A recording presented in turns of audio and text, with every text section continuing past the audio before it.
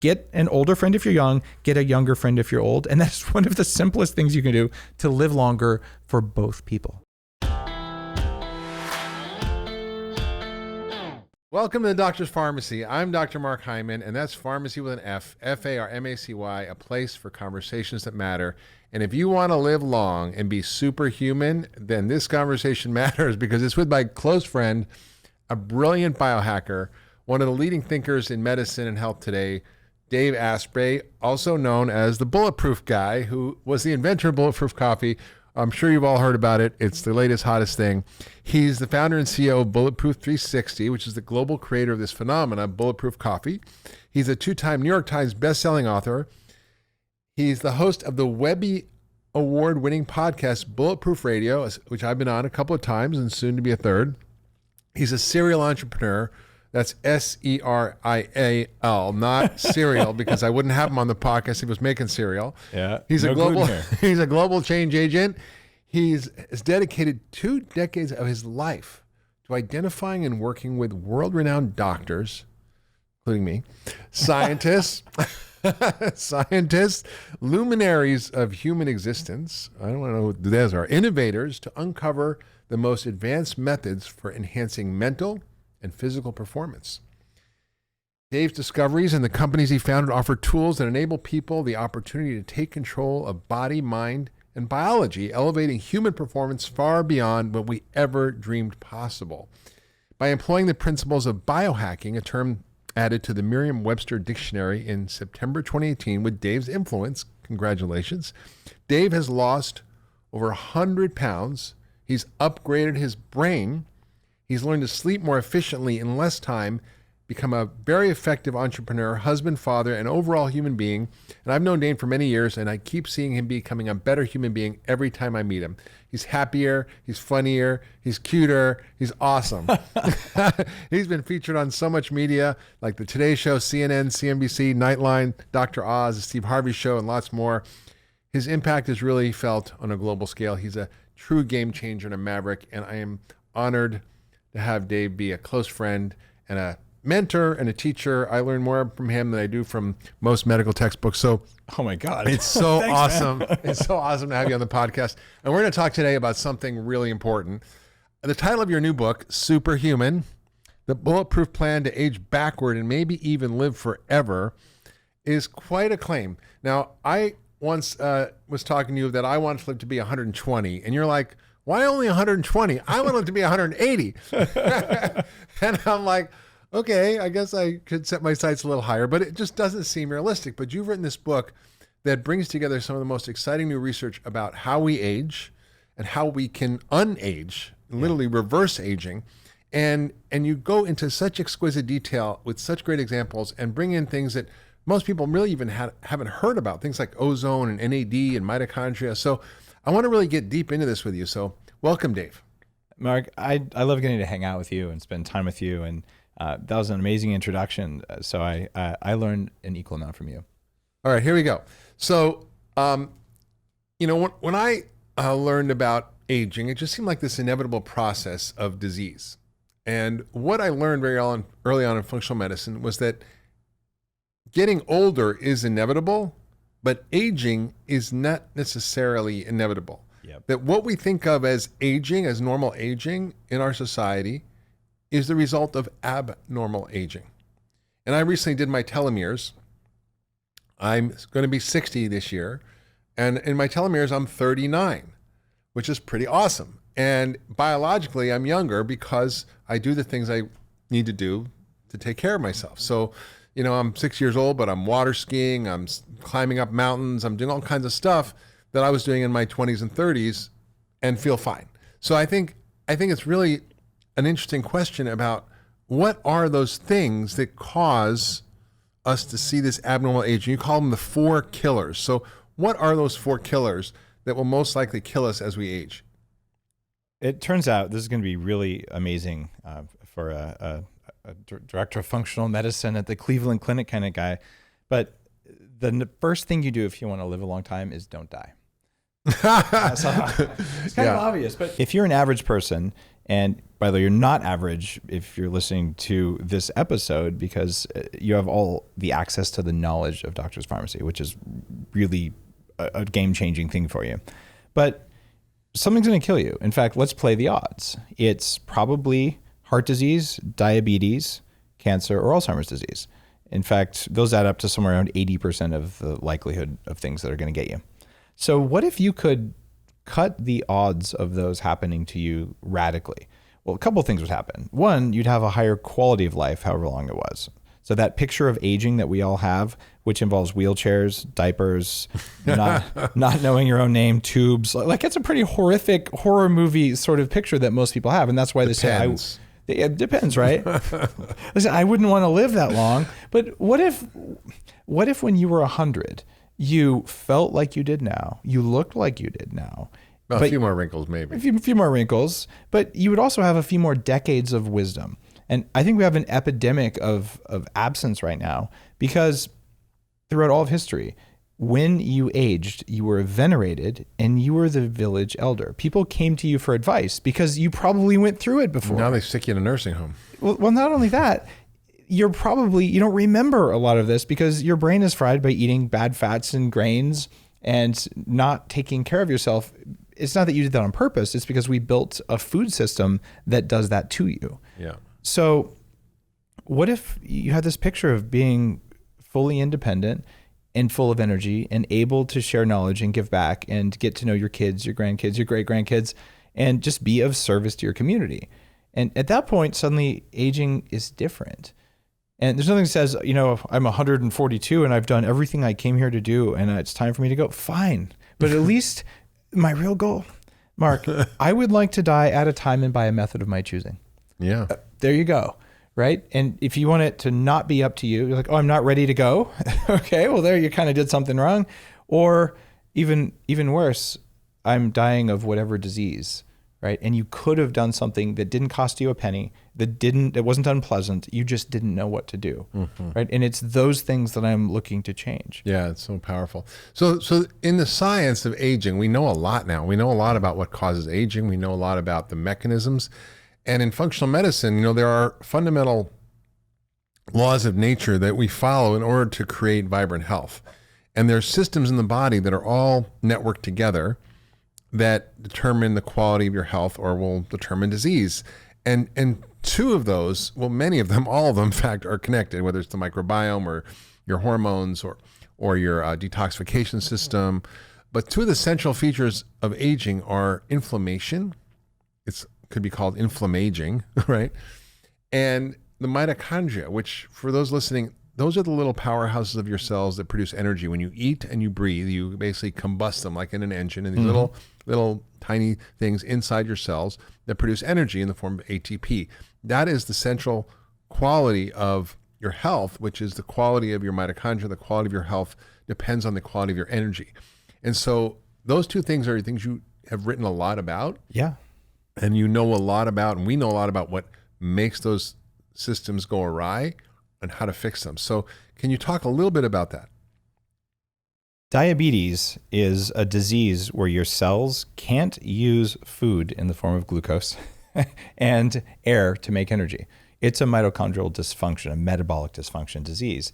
And that disease raises your risk of cancer and heart disease and Alzheimer's disease. Yeah, 4 times the risk if you have diabetes that you're going to get dementia. Exactly. So could it be that all 4 of the killers are all tied to metabolic dysfunction, which is tied to mitochondrial performance?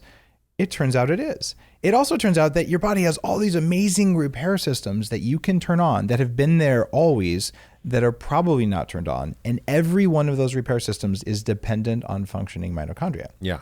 So when we look at these 7 pillars of aging, one of the first ones is mitochondrial mutations. So these mitochondria, they're ancient bacteria that are a part of our cells now. They look like little bacteria, Yeah. and if you look at them in a microscope. And they have their own DNA that's bacterial DNA. And so you could say that, we harnessed them. But from their perspective, like we found these mobile Petri dishes that walk around and do stuff, and we're the puppet masters. And if we don't like what's going on, we just make less energy, and then they feel crappy, and then they do what we want. So literally, they're driving a lot of the reason that you just unconsciously reach for the cigarette or you reach for the donut It's because your mitochondria are saying, I need food right now. And they're talking to you, and then you find the donut in your hand, or you told yourself you weren't going to smoke today, and you did. Who's pulling the puppet strings? Those little bastards are. So yeah, let's get those. No, we don't want to get them. We want to help them. You do want to help them, because when they're happy, you're happy. And that includes eating the right stuff. It includes sleep, all the good stuff that you talk about on your show, Mark. However, they mutate relatively easily. So they're easily damaged. Yeah, right. They're easily damaged. And your job is to teach your body, if one of them is damaged or slow, kill it all the way and replace it with a fresh young one, because we have that ability. But if you eat too much, eat too often, eat the wrong things, don't do the other things that don't cost much, if anything, then the systems that like exercise and sleep and things like that. Yeah.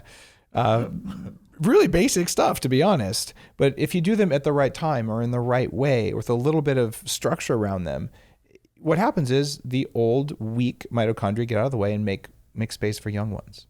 And when that happens, all of the other repair systems can turn on.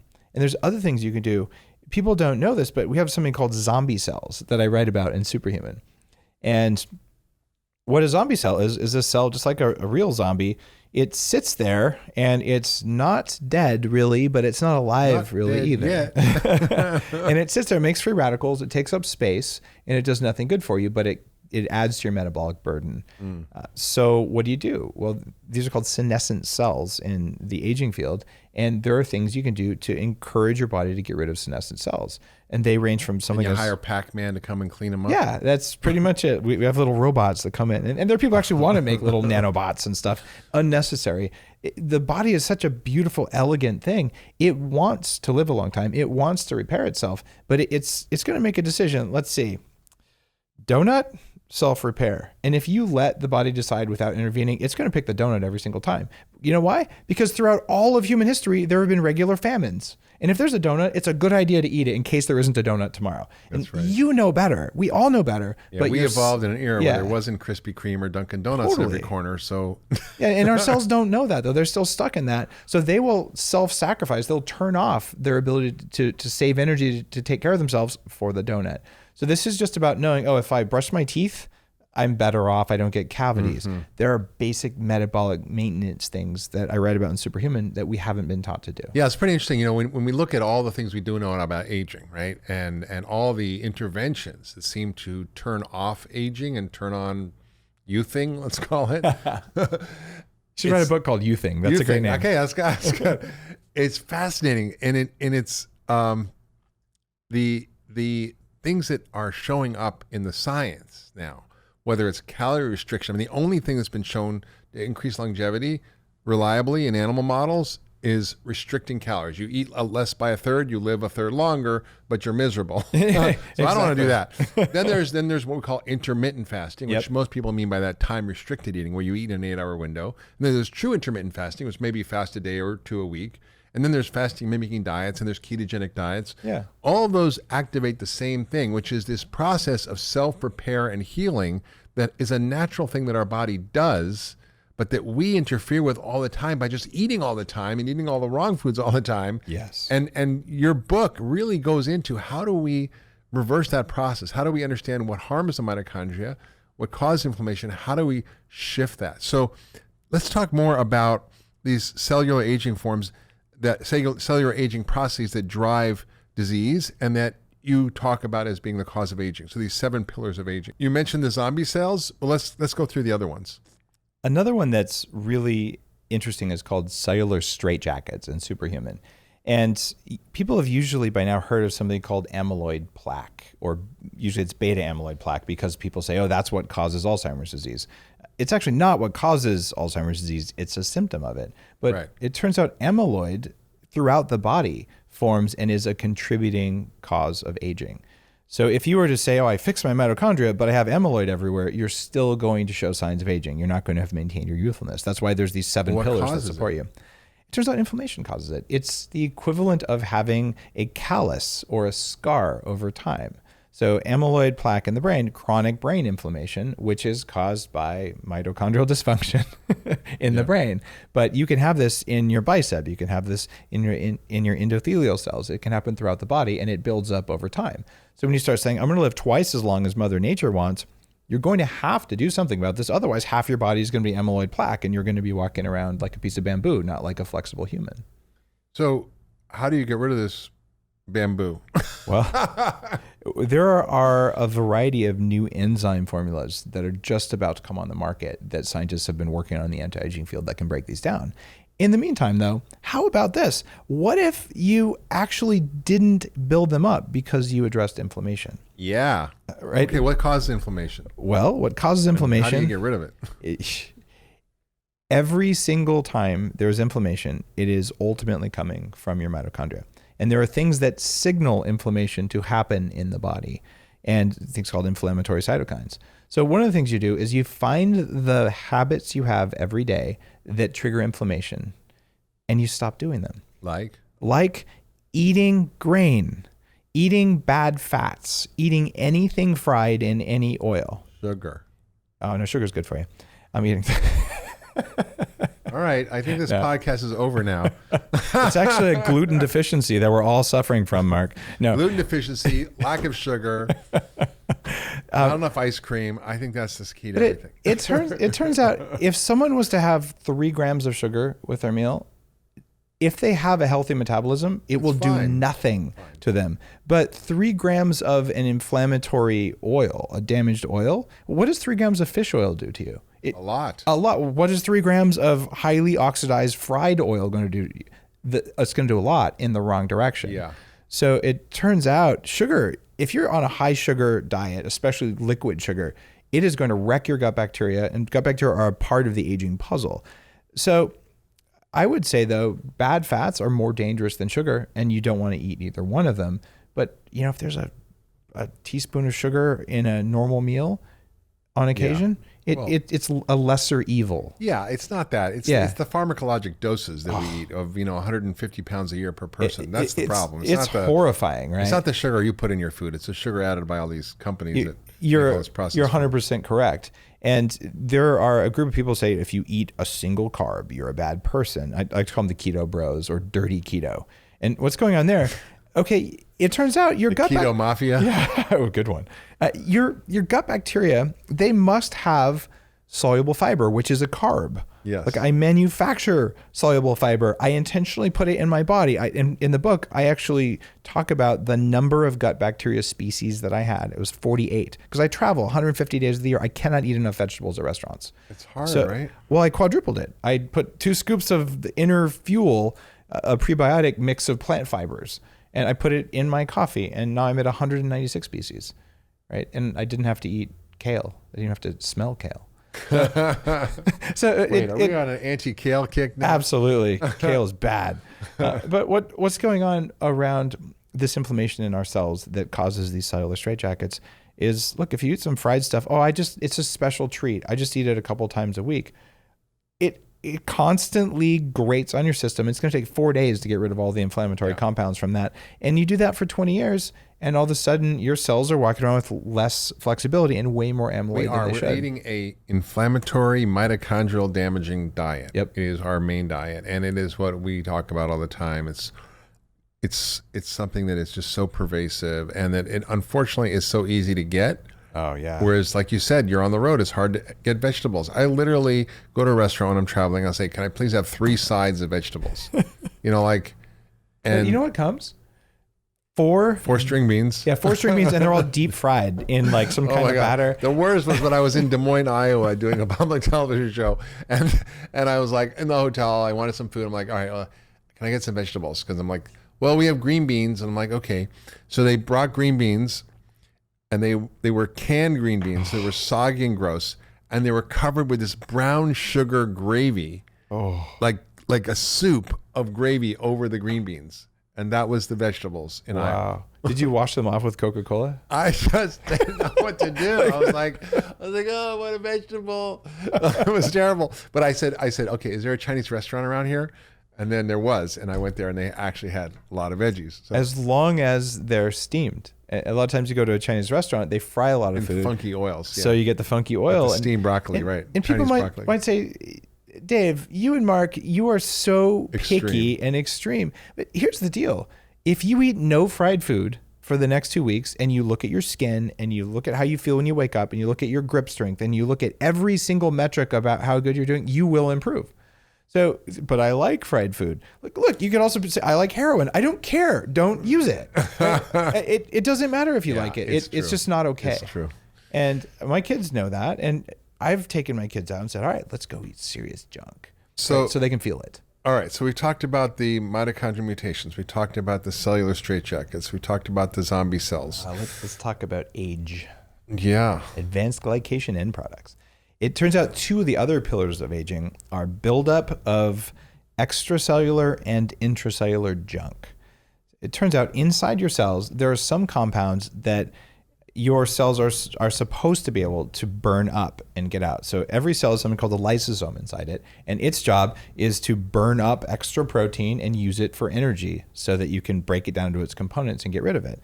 But we eat things, and we sometimes over time generate things in our bodies that our lysosomes can't break down.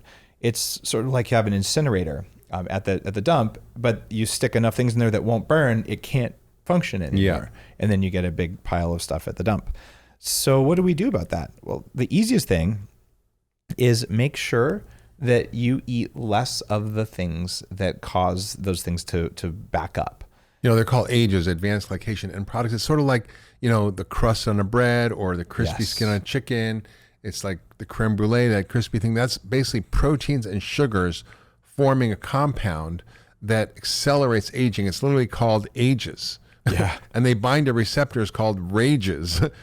You can't make this up. For advanced glycation end products. It's basically sugar and protein combined together that create this massive inflammatory response and oxidative stress, which then damages your mitochondria and creates this vicious cycle of aging and disease. You nailed it.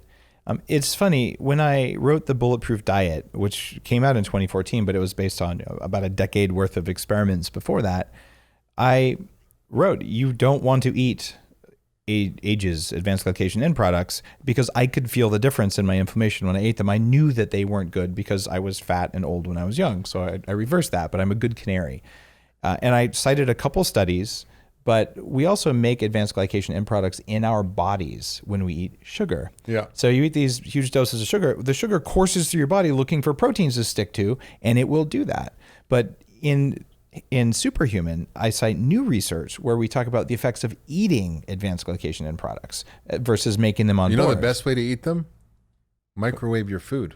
Microwave your food and eat caramel, which is pretty much solid advanced glycation end products. Caramel? Oh my God, don't tell me that. Sorry. Chocolate caramel is my favorite. It's so good, but you're taking milk and sugar and just cooking and cooking and cooking and cooking until it's a brown, sticky. My life, Dave Asprey. You can make caramel that tastes the same out of plants. There's, okay. All right, I got it. And okay, burned meat is a really big thing when you barbecue it. So what these are these burned vegetables. You're like, grilling meat. Burned vegetables. Grilling your vegetables does the same thing as grilling meat. It creates the same toxic chemicals. I go to restaurants to say I like a plate of broccoli, and they bring me a plate of blackened broccoli. Like, you ruined it, right? You don't do that. So less stripes and less charring. I go to a place, I only eat grass-fed, pastured animals, or I don't eat it. Eating industrially raised antibiotic corn and soy-fed animals is a great way to age quickly. But I'll go there and I'll say, please don't char my steak. Like, cook it gently. I still want it medium rare. Low cooked meats. Yeah. Dutch oven's my new favorite thing. So good. You put the stuff in there, you put some vegetables and tomato sauce, whatever, you put it in the oven for 3 hours, come back, and it's like magic. And it's done. Like Julia Child, it comes out, it's like it's ready. I do a lot of something called sous vide because I'm lazy. So you Ziploc your steak or whatever in a thing, put it in a water broth with a little temperature thingy, and you come back 24 hours later, and no matter what cut of meat it is, it's perfectly tender and medium rare, and it takes almost no work. Yeah. And so did I save time and get a higher quality food that tasted good? Because here's the deal. In Superhuman, in the Bulletproof Diet, in your work, we are talking about eating foods that are more satisfying, more delicious, and more tasty, to the point that if someone puts a piece of, in big pharma or big food birthday cake from some commercial bakery versus something that you would recommend or I would recommend, you'll look at that and you'll say, that one's pretty, but I want to eat the thing that tastes really good and nourishing and satisfying, and your body will actually guide you to the good stuff. Yeah, I've noticed that. I mean, over the years, I used to eat more junk and crap when I was younger. Yeah.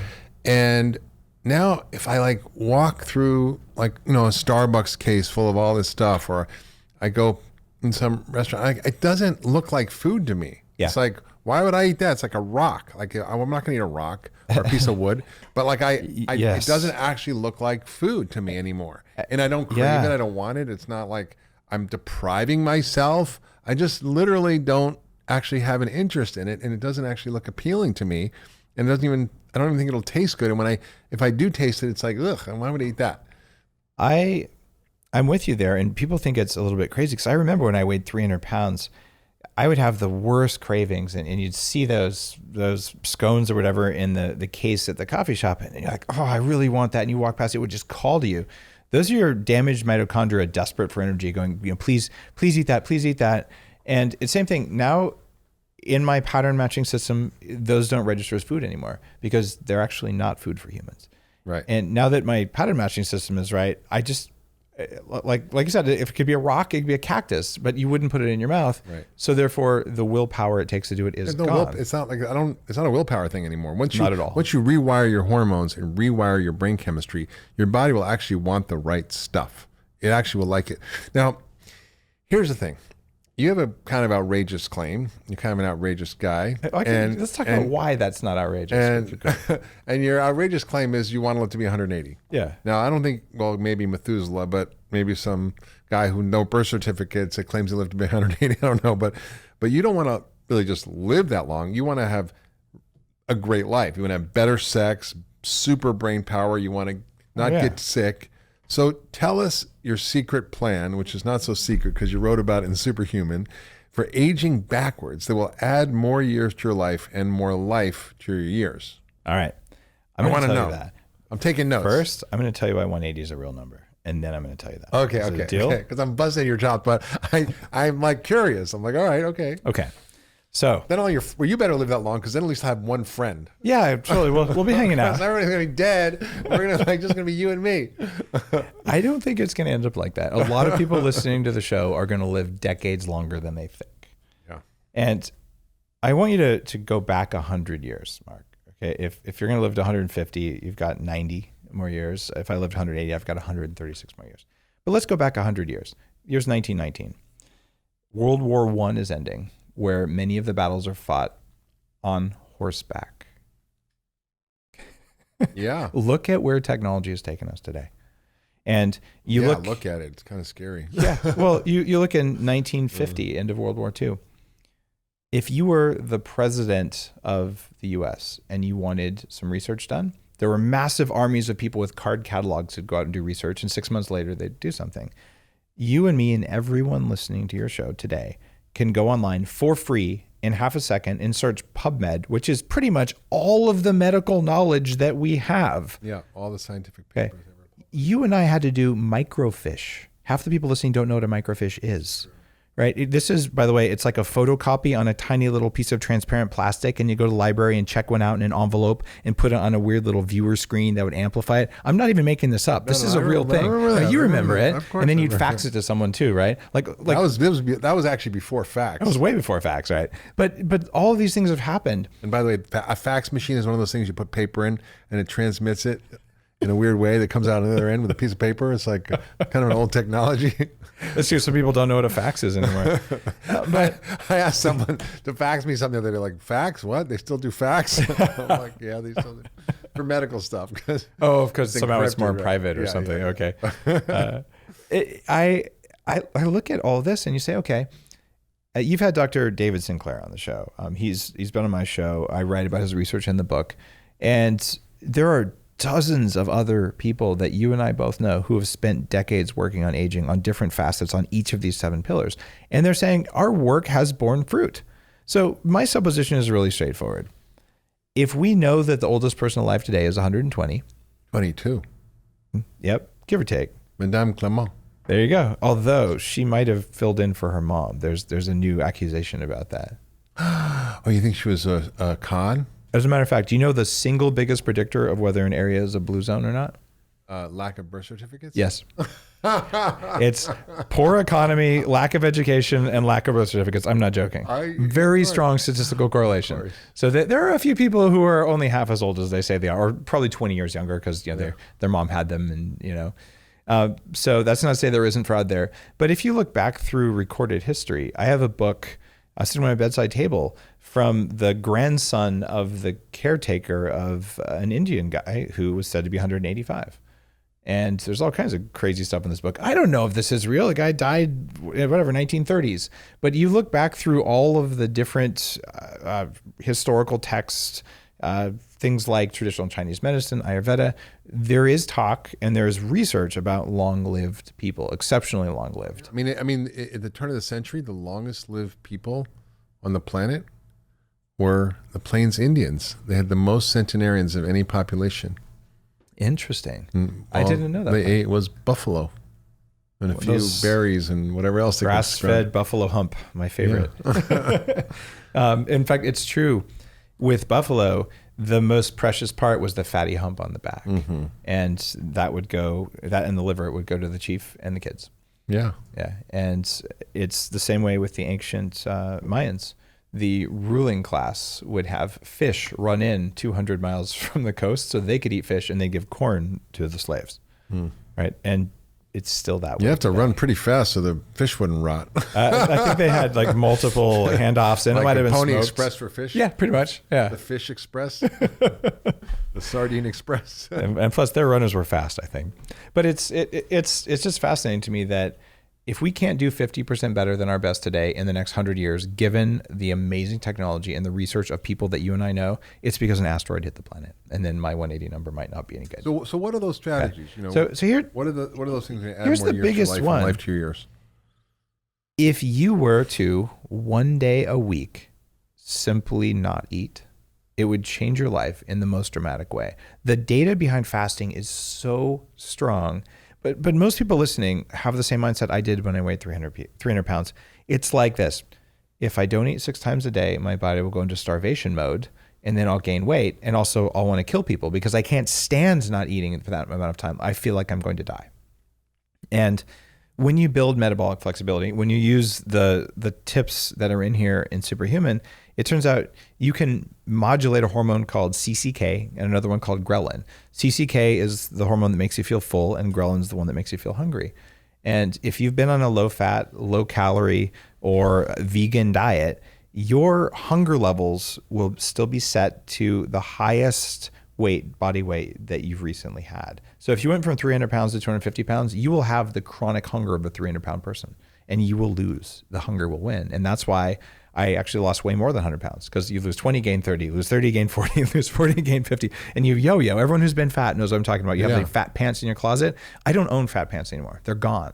I don't have to worry about that anymore. But it took a long time and a lot of research to get there. So But you're saying you can fix that. You can fix that. And the way you're whatever you are, and you're not hungry like a 300-pound person. No, you can reset your fat hunger point. And the way you do that is you get ketones present. And you can do this by not eating. You can do this by putting brain octane in your Bulletproof coffee. Yeah, that's what always troubles me, when the obesity experts talk about the body's set point. Nobody's set point was 400 pounds. The historically, data, it doesn't make sense to me. Your set point is changed based on your metabolism and what you've eaten and your weight, and it can be unchanged. And this crazy thing that we don't talk about this more, all it takes is a blood level in ketones of 0.38. And if you're not a keto dieter person, it's not going to mean anything. That's for one of the hormones. For the other one, it's 0.48. These are mild levels of ketosis. You know how you do that? Don't eat after the sun goes down. Don't have breakfast and have a late lunch. And if you do that, you'll probably bump up if you have a healthy metabolism. If you don't, you drink a Bulletproof coffee in the morning with brain octane. It'll probably bump your ketones up enough. And all of a sudden, this deep level relaxation happens in your body because now you're not craving food like a fat person. Yeah. You've reset. And these studies are out there where the levels of ketones are there. So break fast is what you do after you wake up in the morning. No, just skip that. Last night I had dinner. It's finished by 6 something. And I didn't eat till like 10:30 the next morning. Yeah. And I felt great. And that was like a, 14-hour, whatever, 16-hour fast. 14 to 16 hours, 18 hours is better. And it's something that I think because of the Great Depression, because there have been times where your grandparents probably starved. Yeah. No matter if you're from Europe or the US, different causes for that. So we just how could we go a day without eating? Here's the deal. You'll live a lot longer and be a lot healthier if you do that. But all these techniques, whether it's ketogenic diets, whether it's time restricted eating or low calorie eating for a week, or fasting mimicking diet, or just an actual fast for a day a week, all activate the same thing. They all reduce inflammation. They increase your antioxidant enzymes. They increase your stem cells. They increase your mitochondrial repair and cleaning up your mitochondrial function. They increase your bone density, increase your muscle mass, improve your cognitive function. I mean, it's like a miracle, really. The returns are so high. And you'll see it in your muffin top the next day. You'll look down and like, wow, like I have different curves than I used to, or maybe I don't have a curve where I didn't want one. But you see it very dramatically, and you feel a new zest for life when you do this. And the first time you do it, you'll probably feel like crap, which is why the stuff I write about, here's how to not feel crappy the first time you do it. But if you do this every now and then even, you build what I'm calling metabolic flexibility. And in my case, I was at high risk for stroke and heart attack before I was 30. I was pre-diabetic. I had arthritis in my knees since I was 14. So I had all these fun diseases of aging. Yeah, we should try to get up a picture on the podcast of Dave when he was before. I have fat pictures. My favorite fat pictures from Entrepreneur Magazine. I'm like 280 pounds, and I'm this 23-year-old. I'm the first guy to sell anything over the internet before anyone knew what the internet was. And I think I have pimples, but you were selling T-shirts. Yeah, that's my proof of fat picture. But there's so much that happens around the psychology and emotion of this, but all you have to do is do it once, and the next day go, wow, that was a little hard, and I feel better. But if you do it the right way the first day, it turns out the amount of caffeine in 2 small cups of coffee will double your ketone production. Yep. Adding brain octane to your Bulletproof coffee or to whatever the heck you're having will increase your ketones. So if you can just get your levels up enough, normally it's 4 days of fasting in order to do that, or you have to eat the bacon only zero carb diet. So, but these are just things to reduce your suffering as you learn to do this. But where my metabolism is now, Mark, I am perfectly insulin sensitive. There's a scale that goes from 1 to 160. I scored 1. And my glucose tolerance is high. In other words, I can eat sugar better than most people. I just don't. Right. And I can metabolize fat as well as anyone else. And I do that mostly. And because I move in and out of ketosis, I've built flexibility. Yeah. So some of the other things that are going to make you live longer, it turns out running marathons isn't going to make you live longer. No, it's not on my list. But regular exercise is, and we've been completely deceived. You know the 10,000 steps a day metric? You know where that came from? No, actually. And it turns out in the late 1950s, a Japanese company, and actually name them in the book, they came up with the first pedometer you put on your belt, this little mechanical thing that would click every time you took a step. And they just decided 10,000 was a good number. And so they popularized it. And to this day, we make trackers. Like I was CTO of a wrist tracking company. And the data there's no data for that. It turns out that you need to move for 20 minutes a day. Just walk. Right? And you could do yoga, you could do whole body vibration, you could do all sorts of whatevers. But just moving around for 20 minutes a day. And then once or maybe twice a week, lift something really heavy or do something that makes you pretty much want to throw up, like really fast sprint and then stop, but do it twice. That's all it is, just to raise your heart rate and get it back down quickly. Those two things are going to create the stimulus you need, because one of the things that hits us as we age. So it's throw up training is what you want to pretty much. They call it high intensity interval training. But look, lifting something really heavy until you can't lift it sucks. And when you're done, I can't. I don't know how people like that. No, like, I like going for a bike ride, but like I started weight training recently. I'm like, I need this big guy kind of encouraging me, because otherwise I wouldn't do it on my own. Yeah. Like I kind of wimp out. I'm like, all right, I did 3, it's fine. No, he's like, do 12. I'm like, okay. And it's that pushing yourself to the limit that makes the difference. And get help doing that. But we're talking 15 minutes of pain once a week. Yeah. And compared to an hour of going to the spin class every day, that actually isn't going to help you age less. In fact, you might wear out your hips that way. Yeah. So you save time and you got more anti-aging benefits. And if you go for a walk with a loved one, well, did you actually get that time back anyway? You did. Yeah. So now you're exercising more intelligently And speaking of this occasionally lifting something heavy, one of the other 7 pillars of aging is actually just tissue loss. It turns out as we age, Muscle loss. Yeah, muscle loss, but also skin. In the book, I talk about collagen very specifically. Bulletproof is one of the reasons everyone's putting collagen protein in everything, because I started writing about it and talking about it about a decade ago, and it's entered. Oh, this actually matters. Your skin is made of collagen. Collagen is the fascia that holds your muscles. It's the matrix for your bones. It's terribly important, but your ability to make collagen goes down over time. That's why you have thin skin as you age. It turns out there's things you can do that increase thickness of your collagen. In fact, So you're going to help me with my wrinkles? I'm going to help you with your wrinkles, but not just wrinkles. We're talking about the thickness of your skin, which is really important, because along with muscle wasting, sarcopenia, which is a problem for older people, you also get just thinning of all tissues in the body. I remember my mother's skin used to just fall off, like she would touch herself and like it would rip. It would tear. Yeah. Yeah.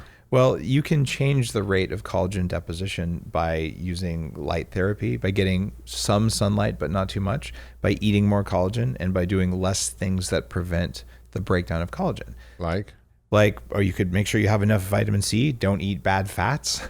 The usual. The usual. It turns out so many of the basic habits we're talking about support the reversal of aging.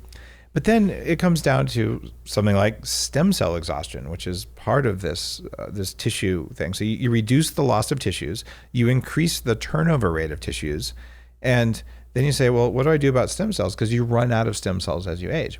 So in Superhuman, I talk about how I've done probably the most extensive stem cell treatment done on one person at one time, where I had 3 doctors working on me for 4 hours. The total body makeover? Yeah, the stem cell total body makeover with Dr. Harry Adelson. Yeah. And this isn't something most of us are ever going to do. Frankly, it was kind of painful.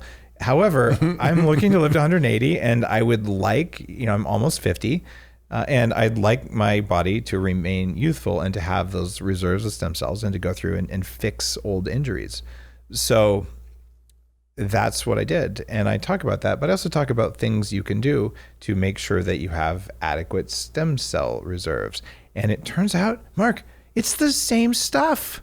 Right? Maybe sometimes you should try some intermittent fasting. Maybe you shouldn't eat bad fats. Maybe you should exercise. Don't eat grains. And those things are shown in studies to improve stem cells. But one of the things we haven't hit on too much, but you talked about in the introduction, is sleep.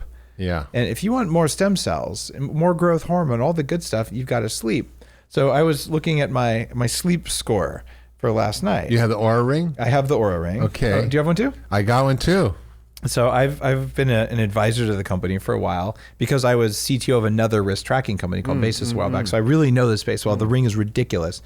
But I looked at my sleep score last night. I slept, 6 hours and 50 minutes. But I got 2 hours and 50 minutes of REM and 1 hour and 19 minutes of deep sleep in a hotel when I landed at night. Impressive. So this is Impressive. This is let's more. See, what was mine? Oh yeah. Oh, let's compare sleep. Let's see, mine. Okay, so mine. Wait, that's Uber. I don't want the Uber app. Wait. As you're looking it up, it turns out as you age, your amount of deep sleep and REM sleep goes down predictably, unless you do something about it. So I'm getting more sleep than a 20-year-old. I was in bed for 8.5 hours. I slept 7 hours and 15 minutes. I had a 91 sleep score. Nice. My total sleep was 750 minutes, but an hour and a half of REM. Deep sleep was 54. Latency was 13 minutes, which means that's how long it took me to get to sleep. But I had restfulness. I was tossing around. Because I was, I'm traveling, so I'm in California. I'm staying in a friend's house. I'm in their bed. Right. I'm going to bed late, like I'm on the East Coast, like 10 o'clock. So yeah, I mean, it wasn't as good as I'd like, but it's still pretty good. I got 92, and I had all blues, which is no bad thing. So, but it's not always like that. Like It's not, but if you do what it takes to sleep better, and I talk about sleep in the book, it's been a big theme for me because frankly, I was really bad at sleeping and I never wanted to sleep because it seemed like such a waste of time. Oh yeah. And now look, if you sleep 6.5 hours a night, well, you're in the group of people who lives the longest. 6.5? Believe it or not, the most granular study ever done of 1.2 million people. More than that. It's okay. It's just that people who need more than 6.5 hours of sleep die more often than people who need 6.5 hours of sleep. Now you're making me feel really bad. I'm never going to make it to 180. I need my 8 hours. Here's why that works. People who are healthier need less sleep, right? Or people who sleep better need less sleep. Yeah. So I am very well rested in my 6.5 hours of sleep, and sometimes less, but I learned to change things that make me sleep like I'm 20 instead of like I'm. So let's just touch on that for a minute. We've had some shows on sleep, but we talked about food, we talked about the right kind of exercise, we talked about intermittent fasting, we talked about the sleep issue. The problem in this country is that most Americans don't sleep well. It's an epidemic of poor sleep. We've reduced our number of hours of sleep over the last 100 years dramatically. We have screens at night. You're wearing the blue blocker glasses right now. It's one of the companies I started called TrueDark. Yeah. And it matters. The light thing and eating too late are the two biggest things for sleep. Yeah. So I think, getting healthy sleep is important, and it's stress response. So things like meditation really help ramp you down, not drinking too much coffee or not having it late. After 2 p.m., don't drink coffee. Don't exercise after dinner. Don't eat late. 3 hours before bed. The blue blocker glasses, get off screens. I mean, these techniques really work. They work in a way that's measurable. And throughout history, you could just wake up and say, do I feel like I slept well? And then you could turn to your spouse and say, did I wake you up with snoring? But my phone tells me it records if I snore. And I don't snore very much anymore, because if you eat foods that make you inflamed, you snore a lot. If you eat the right foods, you don't snore. And if you keep snoring, then you get it fixed. And when you go through all this stuff, you realize, wait a minute, I didn't have to spend any more to learn how to sleep well. And it was cheaper to do that than it was to go on growth hormone and all these other things. So sleep is one of the cheapest and most effective ways to literally age backwards, by causing your cells to self-repair in a way they wouldn't do if you got exactly the same amount of sleep, but it was bad sleep. So I talk about, here's what different kinds of sleep do for you, and here's how to get them. And for me, the TrueDark, the patented glasses for sleep that are more than blue blockers, they doubled my deep sleep. And when I use a specific kind of mushroom extract before bed, I tripled my REM sleep. That's why my scores were that high. I found out what worked. What kind of mushroom extract? Do tell, Dr. Dave. It's an Australian species of lion's mane mushroom. It's a company called Life Cycle makes it.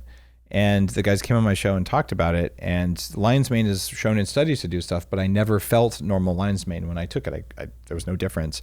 This stuff, because of the way it's extracted, I think because of the Australian species, my score goes up every single time I take it. So I don't travel without it. I always take it. Okay. So Life Cycle lion's mane, TrueDark twilight glasses, and you can lower the temperature. Do the glasses all the time, because you wear them during the day. Do you? So TrueDark makes the ones for jet lag and heavy duty sleep, and I'll wear those for at least a half hour before bed. So when I was flying to LA last night, I was on a flight around 7 o'clock. So I put on the glasses that help your brain know that it's nighttime. So I'm wearing tinted glasses that are in the red spectrum, not just blue blockers. Blue blockers don't do enough for sleep. They help, but they're not enough. And I do that and I feel great. The ones I'm wearing right now, these are the daytime glasses that block 75% of blue light. So we've got bright studio lights. I'm on camera for about 12 hours today. And if I stare at bright lights, especially LED lights, I actually get tired after a while. Your brain gets worn out. I wear these, my eyes are happy, my brain is happy all day long. Let me try those. You sent me some. I have them in my house. Oh yeah, it actually is more. Feel your brain relax? It's interesting. It's like the lights were kind of hurting my brain, and now. Yeah, it's an unconscious thing. Light creates pressure. I feel like I got relief, like someone was stepping on my foot and got off. But you wouldn't notice it if they slowly put pressure on your foot, right? Wear it for another couple minutes and just watch what your brain does. That's fascinating. Wow. So here's what's going on. People listening to this, you stare at your screen and you haven't turned it down at least halfway during the day. You stare at a bright screen on your computer all day long. You're underneath bright LED lights. And at the end of the day, you say, wow, I don't know what's wrong, but I really want a cookie. And I'm so tired. Okay, so let's recap here, because this is really important. One, which glasses should you wear when and for how long, and where do you get them? Because you talked about two different kinds of glasses. Got it. So TrueDark is the company, truedark.com. And just full disclosure, I started the company. I wrote patents for this company because of the light science and eyes. So I'm really into this. It's an important biohack.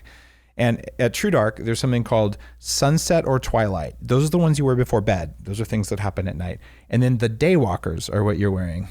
So the sunset one is the one that you can... For nighttime. Nighttime when jet lag and travel. Yeah. Okay. Yeah.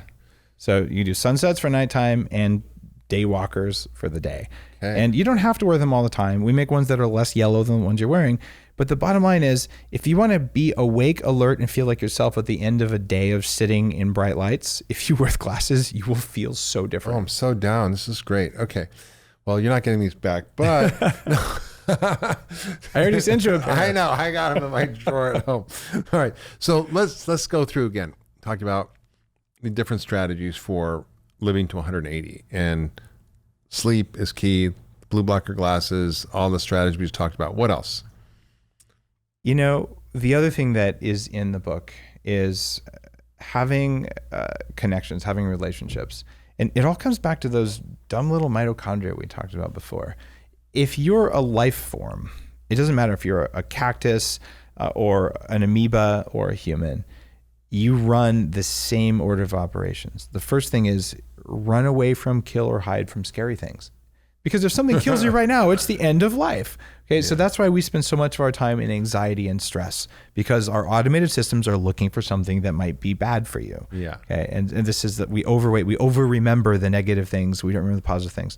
The second thing we do, we eat everything. And that's why you keep eating junk food you didn't mean to eat, because your cells are making you do it. The third thing we do is, so we have, let's see, we had fear, we had food. The other one's also an F word that involves reproduction.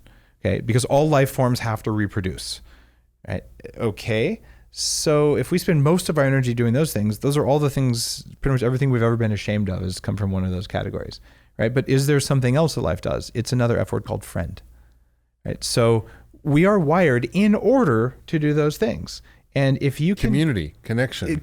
Community connection, have friends, specialize in something, and support the people around you. And it's why we have biofilms on medical implants. It's why yogurt works. It's why you can have kombucha.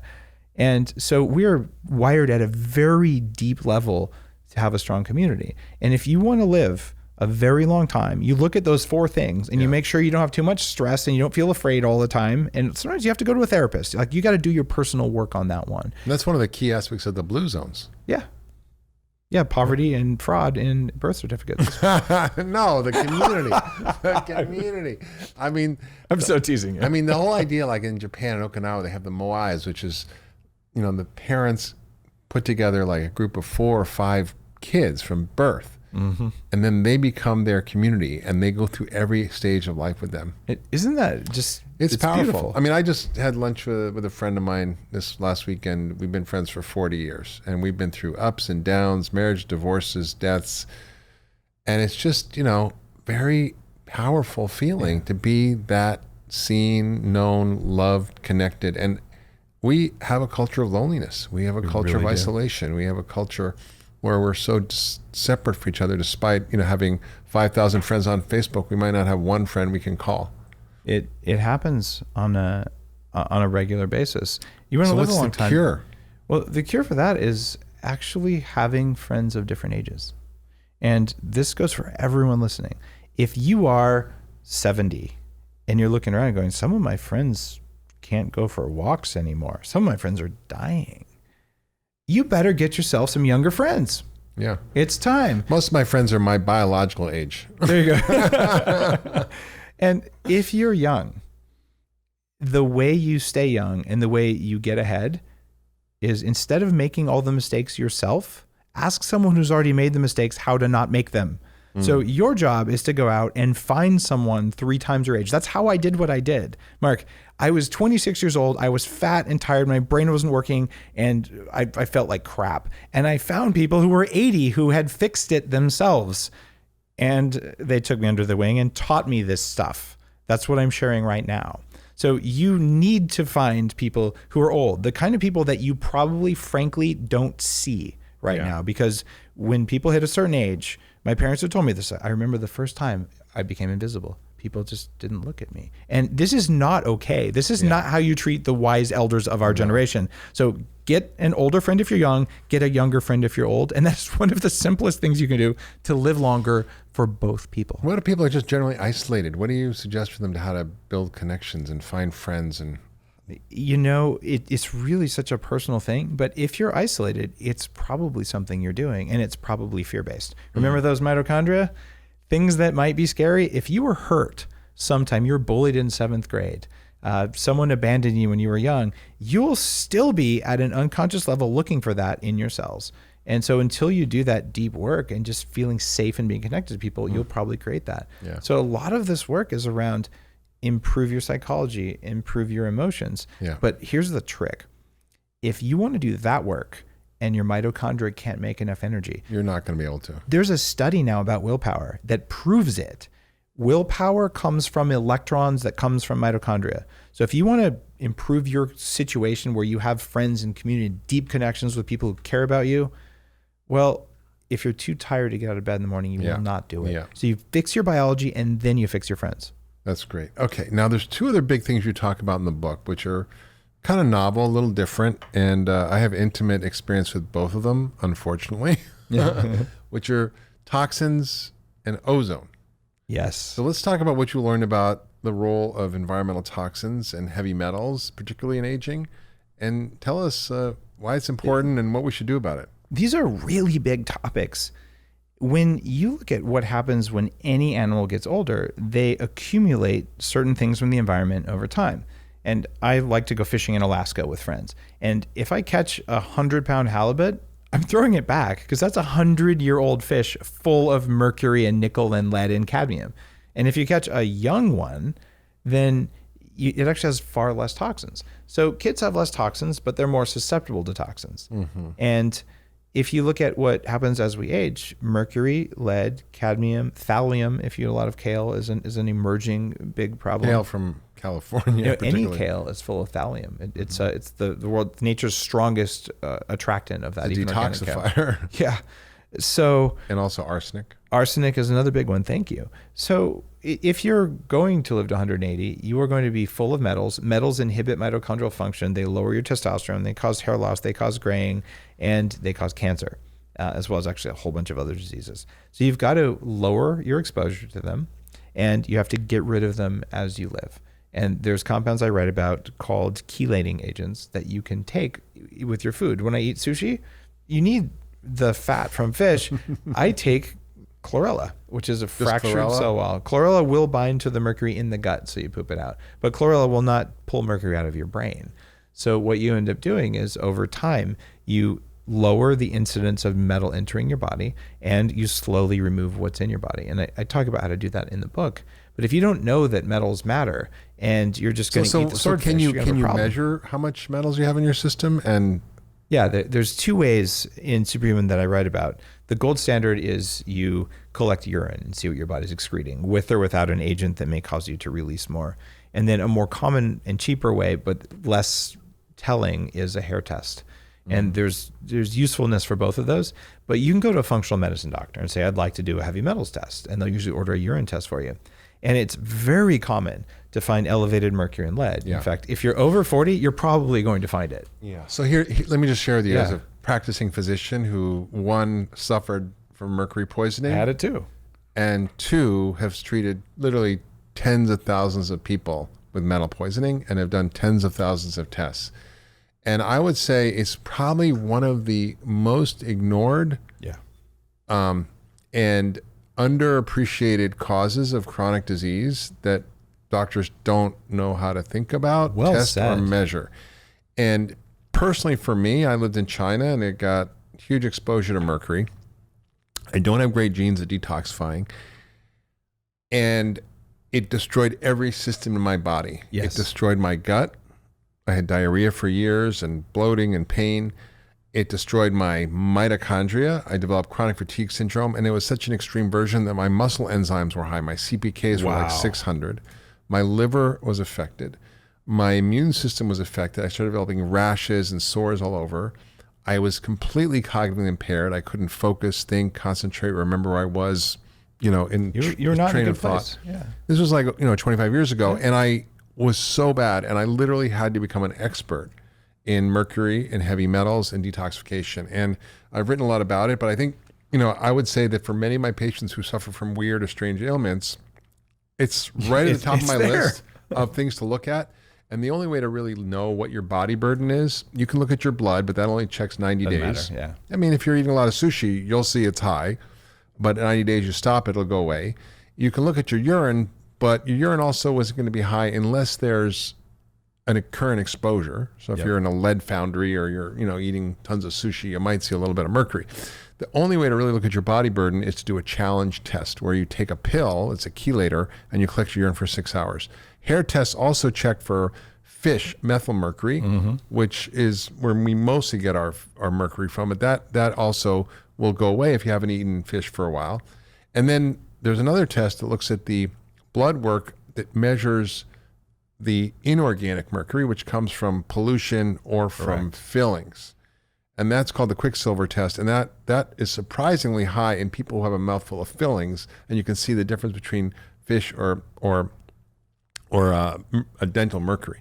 And the treatments are, depending on the person, can be very aggressive depending on what they need. I have a patient who's got this terrible autoimmune disease, and we're giving her intravenous support. Other people can do oral support. There's medications, but it's a whole process that has to be done safely. And I think your point is really well taken. I think it's an underserved, an underappreciated component of medicine, and hopefully one day we'll get on board with this, because it's just. I mean, it was interesting. There was an article in the New York Times that I was quoted in. It was based on these special forces.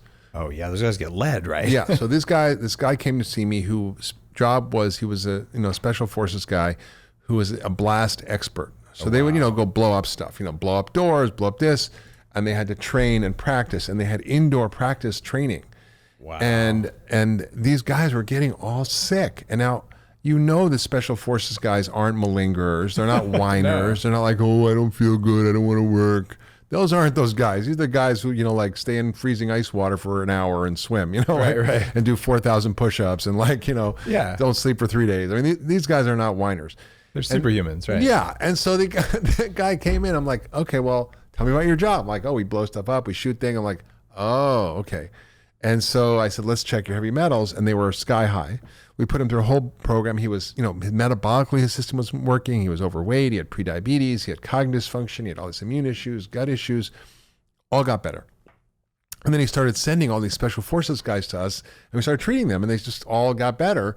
And one of them was written about in the New York Times. Wow. Because his, medical crew and everybody dismissed him, and he completely turned around. And the guy who was the lead expert at Mount Sinai, who measures bone lead, which is the most accurate way to measure lead in the body. It's not an easy available commercial test, but it's a very powerful research tool. He said these guys had really high levels of lead. And he said on the follow-up test, he saw the levels come way down. And he says he's never seen that in his entire experience. And this is a guy who's an expert in lead. How can you be an expert in lead and not know how to pull it out of the body? It drives me nuts. Because it's not seen as a problem. Acute poisoning, yes. Chronic poisoning, no. And there's nothing you can, quote, do about it. It's just nonsense. And there's, in fact, an FDA-approved drug called DMSA. Yeah. It's designed for lead removal and actually removes mercury. So I think, for people listening, if you have any strange or weird ailments, if you have anxiety, depression, insomnia, autoimmune disease, gut issues, fatigue, cognitive issues, it may well be heavy metals. And you need to find a good functional medicine doctor to help you diagnose that. And you go to functionalmedicine.org or ifm.org, and you can find a practitioner who may know how to do this. I'm going to go a little bit broader than that. Go. If you are over 50 and you have not gone through a course of chelation, you are not doing aging right. You have to do this if you are alive in the modern world and you want to live to a highly functional old age. And the reason I say this is that the safe EPA limits for lead used to be 20 parts per million, and they cut it. It was 40. It was 40 to 20 to 10 to 5. To 5. And now they're finding even down to 1, they're seeing cognitive impairment in kids. Cognitive impairment and increased risk of cardiovascular disease. And now the people who are the experts in lead are saying, quote, there is no safe limit of lead. And if you are 40 or 50, you cannot be alive and not have a lead burden in your body. Yeah. You must remove it. And it's not that hard, especially if you're not really sick. It's not going to be a big deal. And it's so strange, Dave, because medicine just ignores this. But in the journal Circulation, which is one of the top cardiology journals, there was a paper a number of years ago that showed that if your lead level was over 2, which is, quote, within the normal limits, which, by the way, affects almost 40% of the population has Yes. this level, that your risk of stroke goes up 89%. The risk of a heart attack goes up 150%. The risk of death goes up from a heart attack 55%. And this is more than smoking or cholesterol and it's like, well, why doesn't your cardiologist talk to you about this? Well, you remember those 4 killers we talked about at the beginning of the interview? All of those are tied to metals in the body. Yes. And especially diabetes Alzheimer's. can be linked to arsenic, Alzheimer's. It's nuts. And so this is one of those things where if you want to feel good, you do this on a regular basis. So what are the basic tips if you're not going to get chelated? What are the basic tips for detoxifying? For detoxifying, not just metals, or you mean metals? The metals, like or it all works for everything, but how do you? One of my favorite compounds is glutathione. And you can increase glutathione levels by increasing vitamin C, by taking N-acetylcysteine. I manufacture a glutathione pill. You can get intravenous glutathione, Lipoic acid. And you do IV glutathione at your clinics, right? Yeah. Yeah, and we do it at Upgrade Labs in LA for people to recover better. Alpha lipoic acid is another thing. Selenium can help. And zinc. Zinc can help. The natural chelator. Cilantro, but surprisingly, you want to take cilantro only after you've removed most of the metal from your body, because cilantro can actually move heavy metals into the brain, because it's one of the things that can also penetrate the blood barrier. So you go through and you say, I'm just going to build some of these in on a regular basis. And then you need fiber. You need to poop and pee and sweat. Shocking how those work. One of the things I write about in here. Triple P therapy, I call it. There's pee and perspire.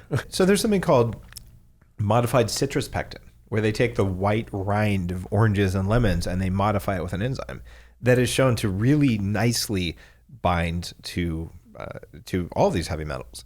The problem, though, if you start taking large doses of that when you're young, it can actually do bad things to you.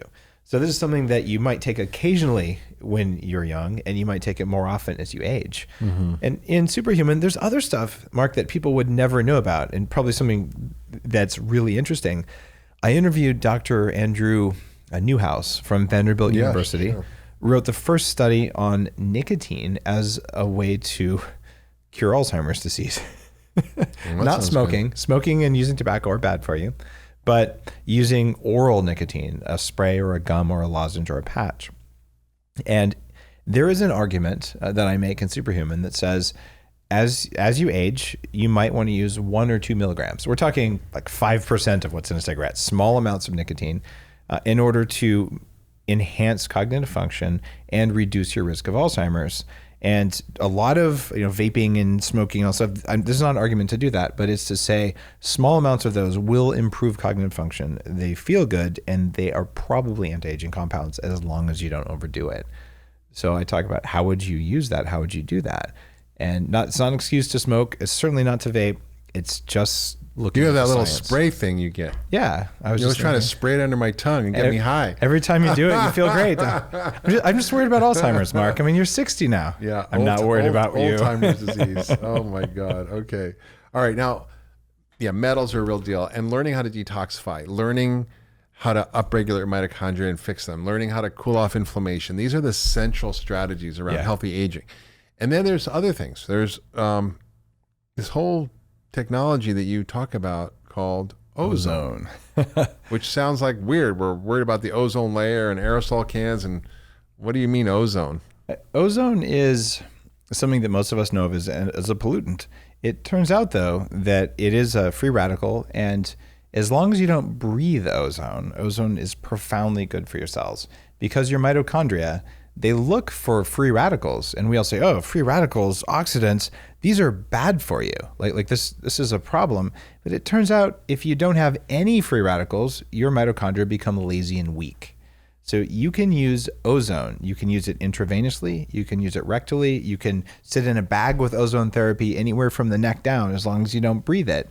And you can use it vaginally even, and it has profound anti-aging effects. It will wake up bad mitochondria. It will get rid of old mitochondria.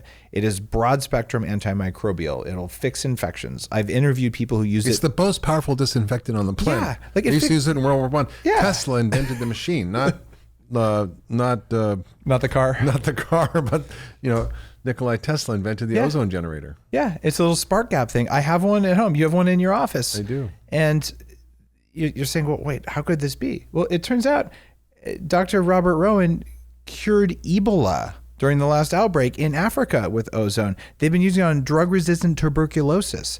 They've been using it on cancer, especially in Cuba and Russia, places where they couldn't afford pharmaceutical drugs. So there's hundreds of papers and studies and more than 100 years of use of this stuff, but most people have never heard of it. I will simply say, if you want to live a very long time, one thing that is going to happen is you will accumulate the weird infections of old age. And these are bacteria that take 20, 30, 40 years to start having an impact on you. Mycoplasma, cell wall deficient things. And they come from mosquitoes. They come from ticks. They come from making out with people. The older you are, the more likely you are to have done that. They come from your teeth. From your teeth, yes. Gingivalis, which is a dental bacteria, has been shown now linked to Alzheimer's in the brain. The Alzheimer's and also just to cardiovascular disease, right? Yeah. So what if when you had a root canal, they used ozone to sterilize it? That's what I tell you to do in the book. What if on an occasional basis you did some routine ozone therapy because it lowers the bacterial load in your body and it wakes up your cells? Yeah. It changed my whole life. When I weighed 300 pounds, I'd been exposed to toxic mold, which is another massive problem and me both. for people. Oh yeah, I mean we're mold brothers, and I was in your movie Moldy. You were. That's right. Moldymovie.com. It's still available for free screening.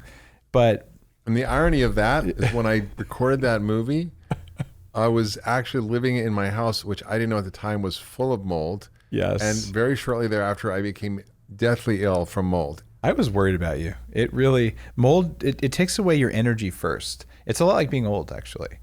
Cognitive function, energy, your immune system. I mean, it's just like... Yeah, and wrecks you. I grew up in a basement that had toxic mold, so a lot of the reasons that I know about the aging things, not just the 20 years of running an anti-aging nonprofit, it's also because I felt all of those things in my 20s that you don't want to go back to that. So, ozone, you said it saved your life from the mold. It really did, and I bought an ozone machine, and I write about the story in Superhuman, and I used ozone every single night when I was home for a year and a half, and it restored my brain function. It turned my mitochondria back on. And to this day, I would credit that with having a huge difference. So people who are old or who are getting old or who are just tired and feeling old, this is one of those things. It's cheap. You can do it at home, but you need to learn how to do it at a medical practitioner's. Yeah, rectal ozone. And it's pretty darn safe and remarkably effective. Yeah, it's pretty interesting. I mean, I was so ill from the mold, and I had a whole series of things I've talked about before, but essentially I, lived in a house with mold. I developed a horrible cough for a year. I had a root canal that went bad and got it taken out. Yep. Took an antibiotic, which was called clindamycin, that then caused something called C. diff, which is a terrible intestinal infection. Then I broke my arm. So I had all this perfect storm of injuries. And I literally was knocked to my knees. So I developed colitis from the C. diff. I developed gastritis. My stomach, my whole intestinal lining from my stomach down all the way to my butt was just one big raw mess. I lost 30 pounds. I couldn't think. I couldn't focus. I couldn't answer an email. I couldn't be on a phone call. Your eyes lost their sparkle. I saw you. I'm like, oh my God, I'm really worried about you. Like you could tell it. Yeah. It was bad. It's true. I was ready to go. Like I was on my way out. Yeah. And struggled. And, you talked about ozone, and a few other people I knew talked about ozone. I remembered my patients saying to me, the thing that really helped me when I was sick and nothing else helped me, whether it was an autoimmune disease or tick infections or whatever, was ozone. And I was like, I always kind of had it in my mind as one of those things that's interesting, because I listen to my patients, when they tell me I tried everything but nothing worked except, I pay attention. So I'm like, I put together a whole strategy, and I found someone who did ozone, intravenous ozone. And I remember, you can ask my wife, but literally 2 days in, I was like, my brain's back online. It's that turning your brain on that matters the most. My 24/7 pain in my stomach was gone. My colitis was gone. Yeah. My energy increased. This was in 2 days. And then I, needed more, and I stayed on it. And then I did something called 10 Pass, which is really powerful. We do that in our center at the Ultra Wellness Center. And it's super controversial. It shouldn't be, because it works so well. It's being done in most countries other than the US on a regular basis. And it's a powerful modality because it's an oxidant. So we think of antioxidants as being what we should be taking, like vitamin C and vitamin E and so forth, but we also need oxidants. So it's a balance. And when you take ozone, it's a massive oxidant, but it only lasts for a few seconds. And then it turns on. It's like a trigger that turns on your body's own antioxidant system. Yes. It turns on your immune system to fight things like infections. It kills everything that should be killed in your bloodstream that shouldn't be there. It improves the function of your mitochondria, and it also increases stem cell production. Yes. So it's like, wow, why aren't we using this? And it's super cheap. It's super cheap because it's just like this little machine, and it's pretty interesting. So I think unfortunately we don't have enough science. We don't have big randomized trials. We have a lot of data, but we have textbooks on it. It's used a lot in Europe and Cuba and South America and Latin America. But it's this kind of surprising therapy that I think is going to hold a lot of promise for many things that we're suffering from today. I would just say that they can have my ozone machine when they pry it from my cold, dead fingers. I mean, it is that fundamental. My daughter scratched her ear on a rose and got some sort of nasty infection. Her ear was 3 times the size it should be. This is when you would normally go for antibiotics. My wife's an ER doctor, so we're not afraid of using antibiotics. They're just a last line measure. So let's try this. So we took ozone and we put it inside a funnel, not even a syringe, and just held it over her ear. It'll absorb through the skin. 2 treatments of 20 minutes, and the ear returned to normal. It was completely fixed. 2 20-minute treatments. That in World War I, they would wrap cloths and soak them in ozone, and then they would put them around the wounds to heal wounds because they didn't have antibiotics back then. And it works. Yeah. So this is one of those things where, what is it doing in a book about anti-aging? If you do this even once a year, your cells will be healthier for many years, and you'll have a lowered risk. I'm making some suppositions here based on how things work. You have a lowered risk of many of the diseases of aging because it makes for healthier mitochondria. And you talk a lot about the science and the research and the studies behind it. It's real. It's real. Yeah. I mean, it's powerful. It's sort of one of those things like heavy metals. It's sort of on the diaspora of medicine. It's like, and I only went to these places, Mark, because when I did the normal medical stuff, like, oh, maybe you should eat healthy and exercise, that crap didn't work. Right. I worked out an hour and a half a day, 6 days a week. I went on a low-fat, low-calorie, semi-vegetarian diet, and I still weighed 300 pounds. And now I was muscular, and I was covered in fat, and I was tired all the time because I was working out too much. and no, it's not what it was. And the antibiotics I got every month for sinus infections that whole time weren't helping either, because the doctor didn't tell me about toxic mold, didn't tell me about toxic metals, didn't tell me about ozone. If someone had told me those 3 things when I was 16, the amount of time, energy, suffering, and money that went into making me well would have been 5% of what it is. Yeah. And it works at every age. It's pretty amazing. This is such a powerful book, Dave, Superhuman. The Bulletproof Plan to Age Backward and Maybe Even Live Forever. I'm not sure I want to live forever, but I would like the option. You can check out when you're done. Mark, I already know what you really want. You want to die at a time and by a method of your own choosing. I want to die young as late as possible. There you go. So let's talk about some of these more extreme things, because they're kind of interesting, and I think they're still not ready for prime time, but things like stem cell injections, intravenous laser, and neurofeedback. So what is all that about? Well, stem cell injections are shockingly effective. Mm-hmm. And the fact that there's any regulatory question about them at all is just an economic thing. Like if they're your own stem cells. If they're your own stem cells. And I've seen some nasty stuff from people using like weird stuff. Well, the thing is, you don't necessarily know what's in stem cells from someone else. But if you're getting your own stem cells and they pull them out and grow them overnight in a lab, so you have many more of them that are stronger, and then you choose to put them back in, the logical listener would conclude that this is probably your own tissues and you own them and you can do what you want. In some countries, actually just one country, the US, there's a drug company policy that says once the cells leave your body, they magically transform into pharmaceutical substances that are no longer yours. Just like your poop. Your poop is regulated as a drug by the FDA. That's why I stopped pooping. That's why you're full of it. Oh God, now everything makes sense. And I don't understand the logic here, but I've had fantastic benefits from not pooping. I'm sorry, from stem cells. Oh gosh, you can tell Dave and I are friends, huh? Oh, absolutely. Right. If you can make poop jokes on a podcast to your friends. And it's like, Mark, I've sent my parents in for stem cells.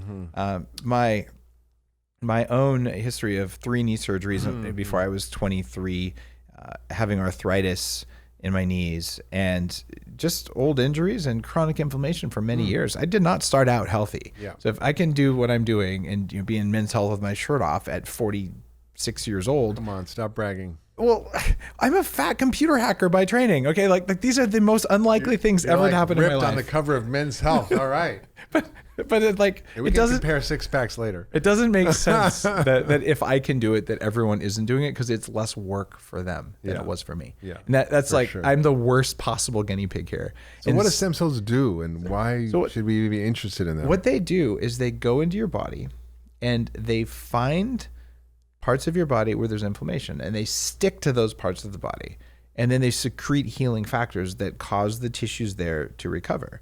And I had a family member who was scheduled to go in for heart surgery for a heart valve problem. Yeah. And I arranged for him to get stem cells, his own stem cells, from fats taken out and just intravenously injected, not for the heart at all, just for general wellness.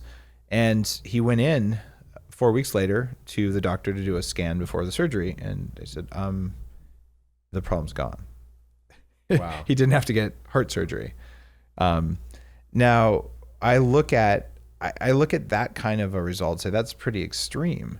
But when I look at what happened with the stem cells that I had, it's amazing. And with my wife, Lana, when she was 9, she fell out of a multiple story building, playing at a construction site, as 9-year-olds will do.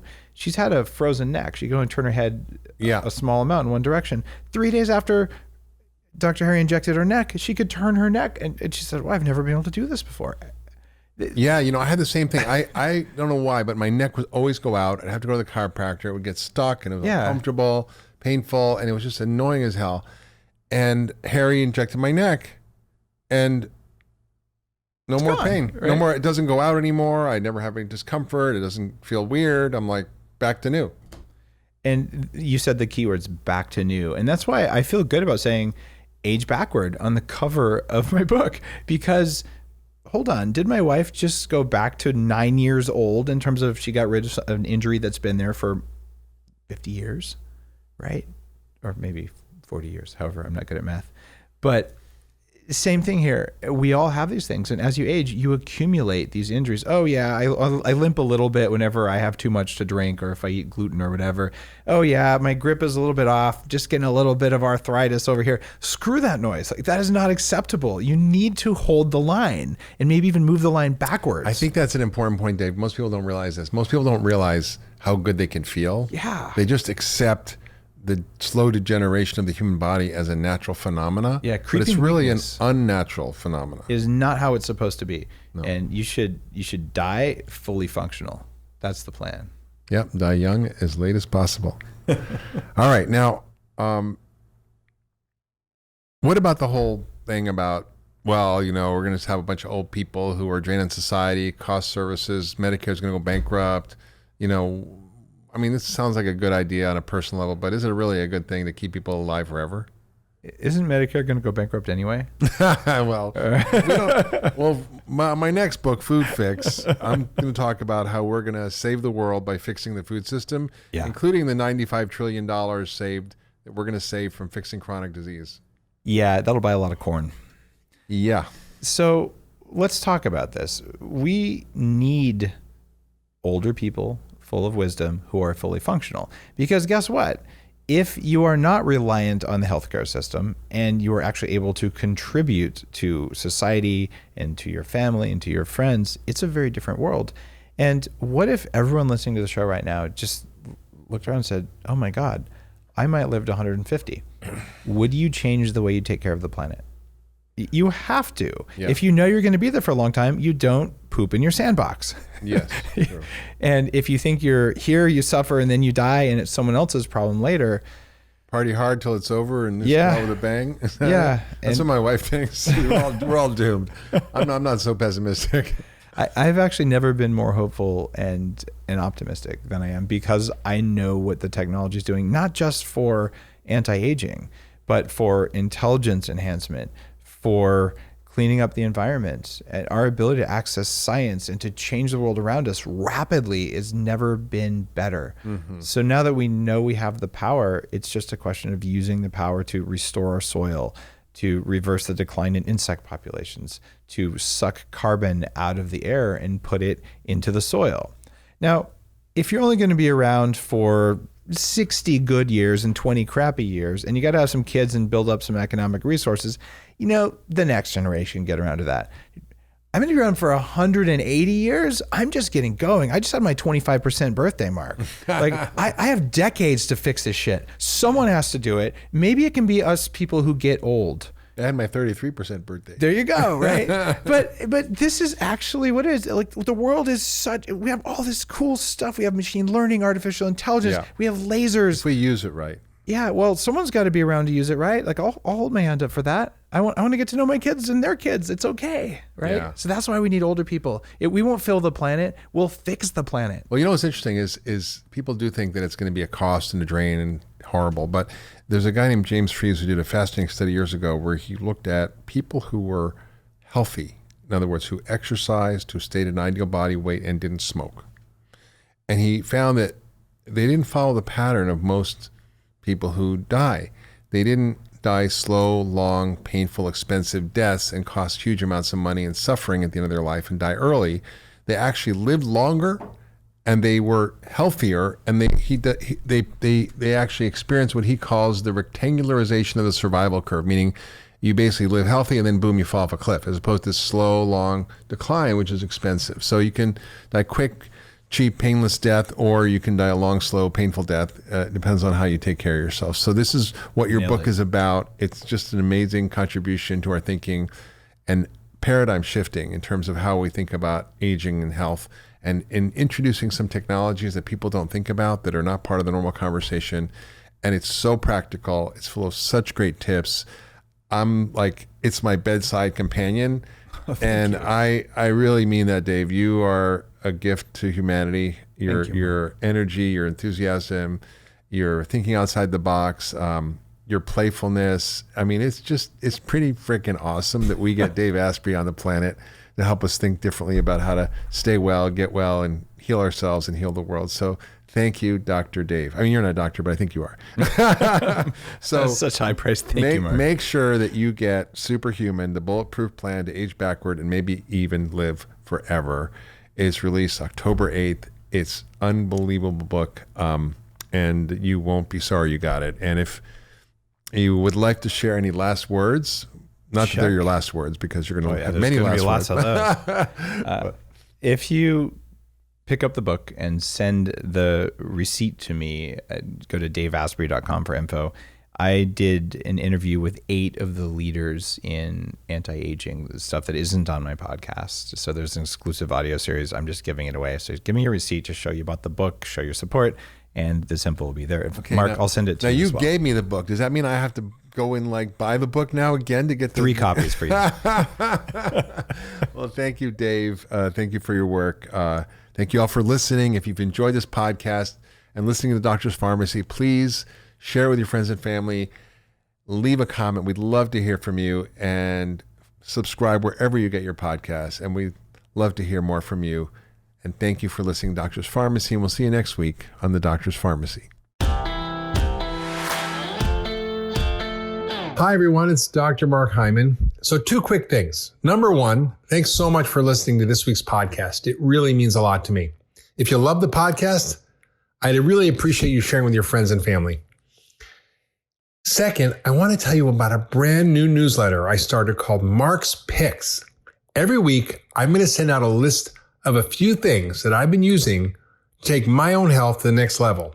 This could be books, podcasts, research that I found, supplement recommendations, recipes, or even gadgets. I use a few of those. And if you'd like to get access to this free weekly list, all you have to do is visit drhyman.com/picks. That's drhyman.com/picks. I'll only email you once a week, I promise, and I'll never send you anything else besides my own recommendations. So just go to drhyman.com/picks, that's PICKS, to sign up free today.